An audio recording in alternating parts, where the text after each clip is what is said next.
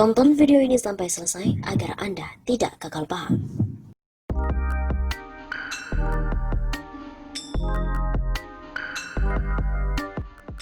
Diduga ada makar ideologi, FKP 2B tulis surat terbuka tolak RUU BPIP. Ratusan orang yang tergabung dalam forum komunikasi Patriot Peduli Bangsa membuat surat terbuka berisikan penolakan terhadap RUU Badan Pembinaan Ideologi Pancasila atau BPIP. Mereka menilai bahwa RUU BPIP tidak jauh berbeda dengan RUU Haluan Ideologi Pancasila atau HIP, yang mana secara substansi bermasalah. Selain itu, mereka juga mendesak agar lembaga BPIP dibubarkan karena dianggap telah melakukan makar ideologi. Hal-hal tersebut menjadi sebuah poin secara garis besar dari 9 tuntutan dalam surat terbuka FKP 2B yang ditembuskan ke pimpinan MPR RI, pimpinan DPR RI, dan juga Presiden RI. Kemudian, pimpinan Majelis Ulama Indonesia, Gubernur Lamhanas, hingga ormas lintas agama seperti NU, Muhammadiyah, Persis, Al-Irsyad, Ittihadiyah, Berti, MA, Az-Zikra, IKADI, PITI, Sarekat Islam, Al-Wasliyah, PUI, HBMI, Nahdlatul Walthon, PGI, KWI, Walubi, Permabudi, PHDI, dan juga Matakin. RUU BPIP sama bermasalahnya dengan RUU HIP. Tolak RUU BPIP, bubarkan BPIP dan hentikan makar ideologi. Tulis anggota FKP 2B Mamet Ahmad Hakim kepada wartawan pada hari Kamis 20 Agustus. Mamet mengungkapkan gejolak sosial politik yang sedang terjadi sekarang ini disinyalir akibat adanya penyesatan ideologi. Karena itu FKP 2B menilai RUU BPIP dan juga lembaga BPIP itu sendiri layak untuk dibubarkan karena tidak memiliki fungsi apapun. Adanya makar ideologi yang harus segera diakhiri dengan menolak RUU BPIP dan membubarkan BPIP karena keberadaannya tidaklah diperlukan.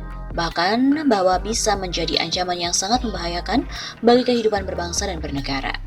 Dalam surat terbuka itu, bertanda tangan sekitar 456 orang yang mengklaim dari berbagai unsur dan tergabung dalam FKP 2B dan menyatakan sikap untuk menolak RUU BPIP dan bubarkan lembaga BPIP.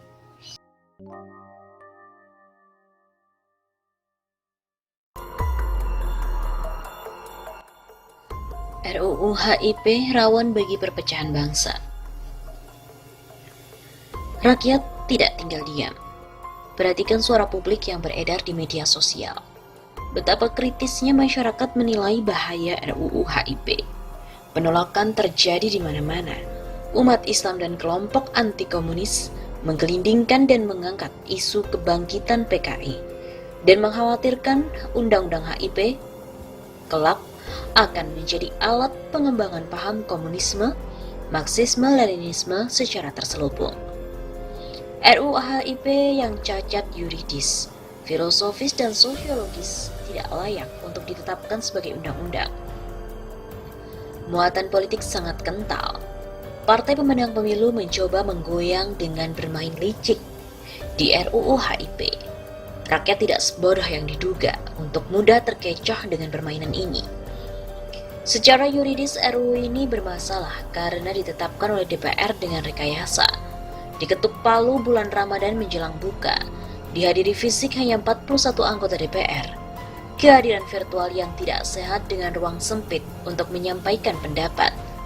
Pengambilan keputusan yang dipaksakan. Bagaimana ada satu fraksi? Artinya ada sejumlah anggota yang tidak setuju, lalu bisa diketuk palu dengan putusan aklamasi. Jelas melanggar hukum dan melanggar asas demokrasi. Secara filosofis, masalah ideologi negara ini tidak patut menjadi muatan sebuah undang-undang. Sebagai stat fundamental norm, persoalan haluan ideologi negara hanya bisa diatur pada tingkat konstitusi atau sekurang-kurangnya pada level ketetapan MPR. GBHN saja yang kontennya lebih rendah dari haluan ideologi diamanatkan oleh the Founding Fathers untuk menjadi kewenangan MPR, bukan DPR dan pemerintah. Secara sosiologis telah merebak penolakan publik atas RUU HIP, usulan awal PDIP ini. Bukan hal yang mustahil penolakan bergerak dari diskusi dan pernyataan politik menuju aksi-aksi unjuk rasa sebagai penggunaan hak rakyat yang dilindungi oleh undang-undang. Jika juga dipaksakan, maka kegaduhan baru telah terciptakan. Pemerintah tentu memiliki pekerjaan rumah yang tak perlu. Soal komunisme dan kebangkitan PKI adalah isu politik yang sensitif. Secara hukum, bisa saja nantinya dipilih upaya gugatan judicial review ke Mahkamah Konstitusi.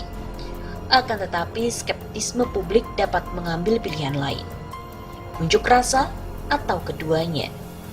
Oleh karena itu, di samping ini menjadi ujian bagi DPR untuk mengubah peta konfigurasi kepentingan di dalam, juga menjadi tantangan bagi pemerintah untuk berpihak pada rakyat dengan menolak RUU HIP menjadi undang-undang.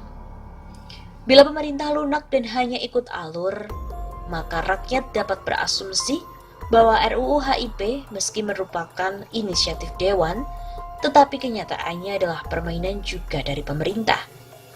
Koalisi adalah kepanjangan tangan eksekutif di lembaga legislatif. Koalisi itu kolusi dan kooptasi. Demi mencegah terjadinya disintegrasi nasional akibat salah kaprah dengan bermain-main di atas ideologi Pancasila, maka sebaiknya diambil jalan opsional, yaitu pertama, DPR menarik kembali RUU ini dan tidak melanjutkan pembahasan dengan pemerintah, mengingat akan dampak buruk yang diakibatkan. Kedua, melanjutkan pembahasan tetapi dengan ujung keputusan tidak menetapkan RUU HIP menjadi undang-undang. Konsekuensi logis dari RUU yang cacat hukum, kezaliman filosofis, dan juga daya dukung publik yang minim. Dalam situasi pandemi COVID-19 yang membutuhkan konsentrasi dan penanganan serius, janganlah ada kelompok kepentingan yang mencoba melakukan penelikungan atas ideologi Pancasila. RUU HIP ini dinilai sesat dan menyesatkan. Kita wajib menyelamatkan bangsa dan negara dari pengkhianatan yang selalu terjadi berulang-ulang. Lalu, apakah RUU HIP itu? Beginilah paham sesat Tritunggal dalam RUU Haluan Ideologi Pancasila. Dalam rancangan Undang-Undang Haluan Ideologi Pancasila atau RUU HIP, terdapat sintesis Pancasila sebagai bentuk baru Trisila. Trisila itu sendiri terdiri dari sosio-nasionalisme, sosio-demokrasi, serta ketuhanan yang berkebudayaan.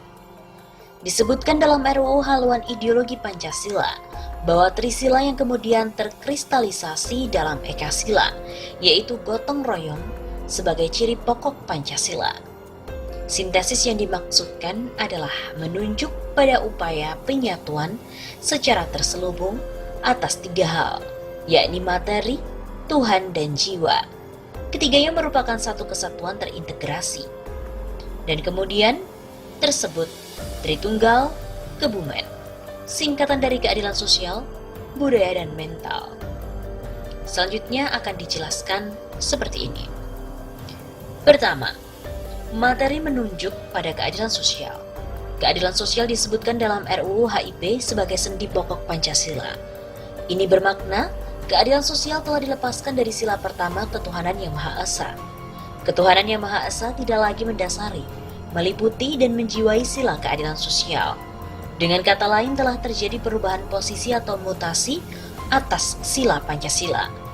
Sila ketuhanan yang Maha Esa menempati posisi yang paling bawah, sedangkan sila keadilan sosial menempati posisi paling atas.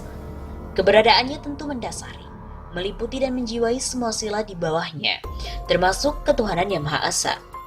Namun tidak demikian halnya dengan sila ketuhanan yang Maha Esa. Hal ini secara tidak langsung mengamandemen Pasal 29 ayat 1 Undang-Undang Dasar 1945. Negara berdasar atas ketuhanan yang Maha Esa tergantikan dengan negara berdasar atas keadilan sosial. Implikasinya akan memberikan peluang masuknya konsep keadilan sosial versi sosialisme, komunisme atau ateisme, dan atau liberalisme kapitalisme, yaitu atau sekularisme. Kemudian kedua, Tuhan menunjuk pada budaya. Hal ini didasarkan pada paham ketuhanan yang berkebudayaan dalam RUU HIP. Paham ini diambil dari pidato Bung Karno saat sidang di BPU PKI tanggal 1 Juni 1945. Ketuhanan yang berkebudayaan melekat erat dengan sosio-nasionalisme. dan juga sosiodemokrasi yang kemudian terkristalisasi dalam Ekasila, yaitu gotong royong. Di sisi lain, agama, bisa disebut Islam, tidak menjadi dominan dalam pembangunan nasional, lebih diarahkan pada mental dan spiritual. Hal ini sejalan dengan revolusi mental Jokowi. Jokowi pernah mengatakan Islam kita adalah Islam Nusantara. Paham ini berhubungan juga dengan paham sekularis, pluralis, dan juga liberalis atau sepelis. Kesemuanya berkorelasi dengan teori resepti Snow-Horgrunch yang mengatakan bahwa hukum Islam baru diakui dan dilaksanakan sepanjang hukum adat menerimanya. Jadi, hukum Islam berada di bawah hukum adat. Hukum adat sebagai penentu, bukan dimaksudkan sebaliknya. Kemudian ketiga, jiwa menunjuk pada mental. Mental menjadi salah satu bidang pembangunan nasional, sementara agama sebagai sub-bidang bersama dengan rohani dan kebudayaan. Hal ini bukan saja langkah mundur, namun juga mensejajarkan agama dengan rohani dan kebudayaan adalah sesuatu yang tidak pada tempatnya. Penempatan demikian ada maksud tertentu terkait dengan paham ketuhanan yang berkebudayaan, serta pembentukan mental dalam rangka revolusi mental.